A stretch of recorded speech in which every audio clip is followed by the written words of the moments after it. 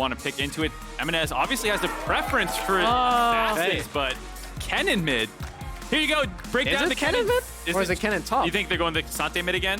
Sorry, CLG opted to swap the Gwen mid. And I think it's because he doesn't want to lane against the Kennen early on. So I think CLG have more favorable matchups this round. And CLG was opting into an attempt to dive there, had to flash away though, because Blabber also in the vicinity. M&S making his way towards the top side, but the first blood being drawn away by these lanes.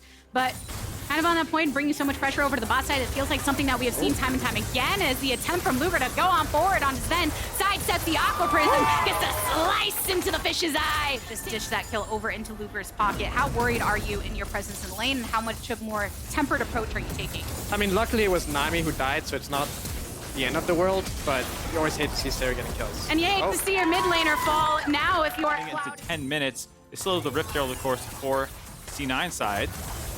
Getting a little aggressive in the bot lane with Blabber wrapping around. The culling thrown on out. Blabber gets the king onto Luger, and the bubble up and down into the grave he goes. Barrier as well, I think, thinking that he could bait it, like you said, with that extra bit of defense. Also, did get the TP out of M&S, so there will be a small TP advantage. Yeah, I agree, because it does feel like the Gwen needs to be ahead of the Kennen to be able to like create that threat on the side lane later on, but it's going to be tough this time. Oh, Contract saw that Blabber was coming. The Wild Growth activated, culling over the wall. No lives lost just yet, but a big blast onto Blabber. Contract's first to fall, and now the Rift Herald getting dropped down by Cloud9 side.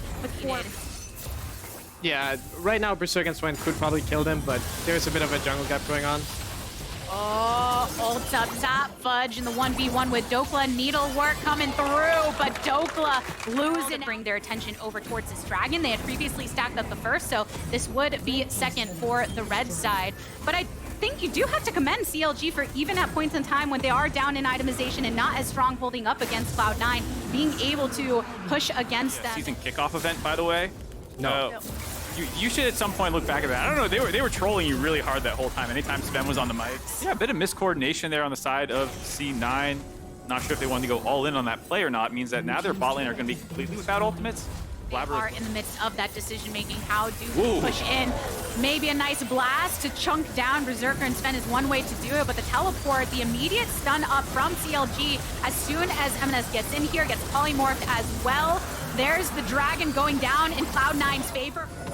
Cloud9 now get to have an opportunity to secure vision around this top side. I mean, also drawing attention to what Fudge was able to do prior, getting that bot lane turret down ahead of that dragon. Feels like he's been very effective in his pressure.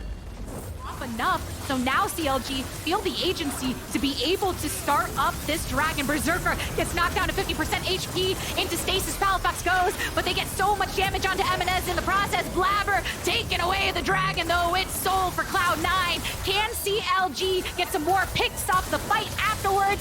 Fudge, the subject of the attention of Contracts, but popping his own watch stopped in his tracks. CLG picking up some scrap, but they lose the objective, and now more lives, and now their jungler at that. Luger keeping the blood running in his veins, keeping his eyes onto Blabber, but Berserker zoning off. Oh, dragon coming and getting set off. Blabber's still up, he has smite. It's not up actually. Trying to land these shots onto Blabber and keeping him at bay. Can he step into it? The zoning is still good and strong from CLG. Gets the face check, brush, as long as you start channeling that W beforehand. A-OK for M&S there. Does buy the space potentially for C9 to break the turret right before this Baron.